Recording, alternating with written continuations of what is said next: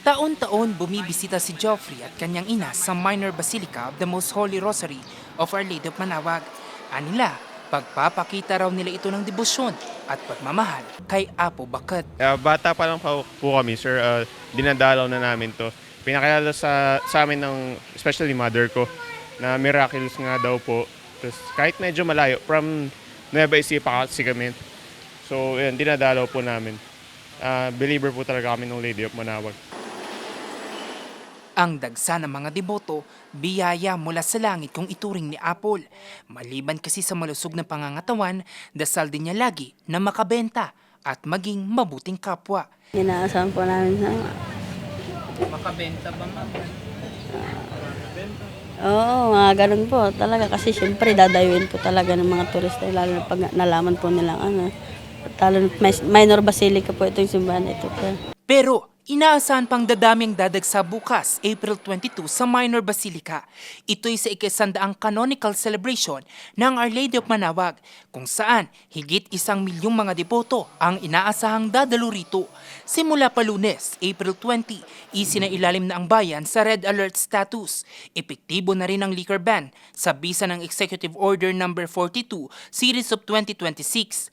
Sa bisa naman ng Executive No. 39, magkakaroon din ng firearm restriction sa loob ng poblasyon area. Definitely the challenge will be the question of how we can accommodate itong napakarami pong dadalo at bibisita at magiging testigo tulad po nating lahat.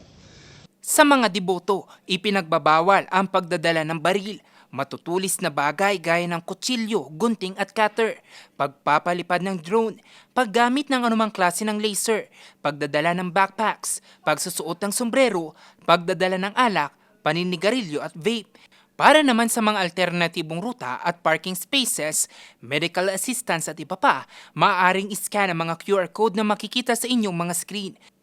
Samantala bukas, sa ganap na 9:00 ng umaga, isasagawa ang solemn reenactment ng canonical coronation sa loob ng basilika at susundan ng isang misa na pangungunahan ni Papal Nuncio to the Philippines, Archbishop Charles Brown. Isang misa at parada rin ang isasagawa bandang 4:00 ng hapon. Sa huli, ang selebrasyon nakasentro sa panawagan ng kapayapaan at panalangin sa ikabubuti ng sangkatauhan.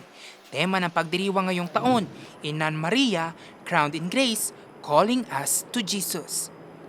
Mula rito sa bayan ng Manawag, Pangasinan, Jose Robert Inventor, Nation on the Move.